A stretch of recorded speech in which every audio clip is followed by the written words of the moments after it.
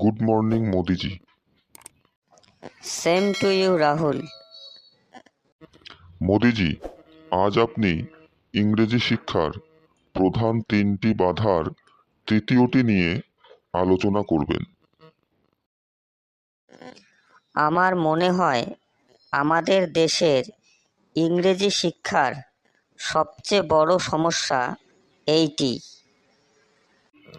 Would you please elaborate মোদিজি? রাহুল, আমাদের দেশে বিভিন্ন ভাষার সংমিশ্রণ রয়েছে। এক এক প্রান্তের মানুষ এক এক মাতৃভাষায় কথা বলে। যে সকল শিক্ষার্থীরা বাইলিঙ্গুয়াল মিডিয়ামে পড়াশোনা করে তাদের কাছে ইংরেজি সেকেন্ড ল্যাঙ্গুয়েজ হিসেবে পড়ানো হয়ে থাকে। আর এই সেকেন্ড ল্যাঙ্গুয়েজের জন্য প্রতিদিন বিদ্যালয়ে হাইলি 40 মিনিটস বরাদ্দ থাকে।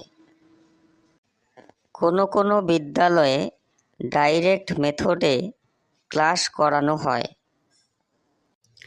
কিন্তু যেহেতু বাকি ক্লাসগুলো মাতৃভাষায় করানো হয় তাই ডাইরেক্ট মেথডের কোনো প্রভাবই শিক্ষার্থীদের ওপর পড়ে না।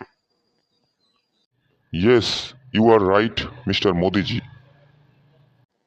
রাহুল, আর একটি দিক হলো আমরা বাড়িতে শিক্ষার্থীদের ইংরেজি চর্চার উপযুক্ত পরিবেশ প্রদানেও ব্যর্থ হয়ে থাকি।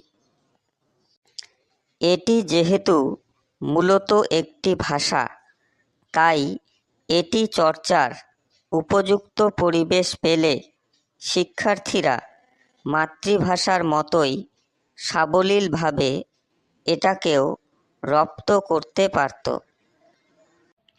ঠিক বলেছেন মোদিজি। আমি অনেক মায়েদেরকে দেখেছি শিশুদের উপযুক্ত পরিবেশ প্রদানের জন্য বিভিন্ন বইপত্র স্টাডি করতে, এমনকি স্পোকেন ইংলিশ টিউটোরিয়ালেও তাদেরকে যেতে দেখেছি।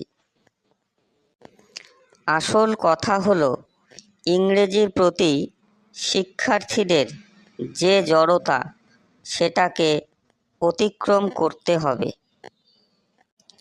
রাহুল, আশা করি তোমাকে বিষয়টা বোঝাতে পেরেছি। Yes Modiji, thank you very much for your time. It's my pleasure Rahul.